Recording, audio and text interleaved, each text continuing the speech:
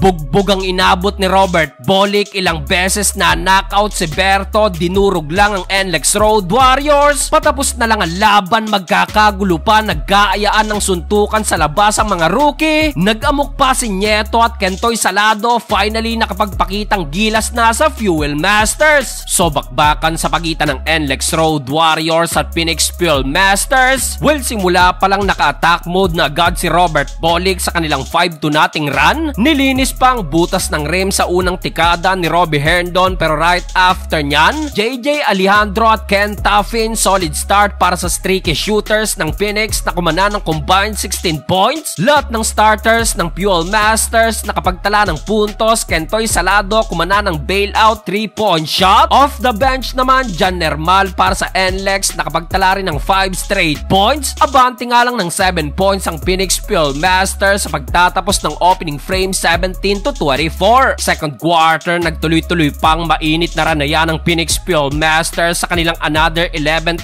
run. Off the bench, biglang nagbaga ang mga kamay ni RJ Azul na kumana ng 3 straight 3-pointer. Dahil dyan agad na pumalo ang lamang ng Phoenix sa 18 points, 17-35. Knockout pang inabot ni Berto kay Azul. Akala mo nasapak si Bolick ng solidong tumama sa braso ni Azul. After nyan, tila nabuhayan tuloy si Berto, katulong itong rookie na si Enoch Valdez na kumana ng combined 10 straight points. Kaso down the stretch, RJ Azul again another corner 3-pointer na nasundan pa ng sweeping layup ni Richie Rivero. Natapos ang first half, tangan pa rin ng Phoenix ang double-digit lead 51-39. Start of the third quarter, unti-unti nang bumabalik ang laro ni Ken Salado, signature daredevil drive. All hustle si Kentoy, inagawan pa ng Candy si Pascual, na iwanan pang depensa ni Amer sa play na to. Di nga lang na-convert yan ni Salado, pero nakabawi naman agad ang former Ginebra player sa kanyang wing 3-pointer. Heto na yata ang best game so far ni Ken Salado with 11 points, 3 rebounds at 8 assists. Gandang back-to-back assist pang naibigay niya kay Ken Taffin at Jason Perkins. Well, bukod sa opensa, hawak pa ni Salado sa leeg si Berto, bad trip na rin at lockdown kay Kentoy. Natapos ang third period, 17 points pa rin ang lamang ng Phoenix Fuel Masters, 79-62. Fourth and final quarter, hindi pa pala tapos ang Phoenix at dito mas lalo pa nilang dinurog ang NLEX Road Warriors. Another 4 straight 3-pointer, dalawa na naman dyan galing pa rin kay RJ Azul. Ang masama pa dito, sa pangalawang pagkakataon, knockout na naman ang inabot ni Robert Bolick. This time sa braso naman ng rookie, tumama, literal na bugbog talaga ang inabot ni Bolick. Well, dahil sa ranayan, pumalo pang lamang ng Fuel Masters mahigit isang buwan.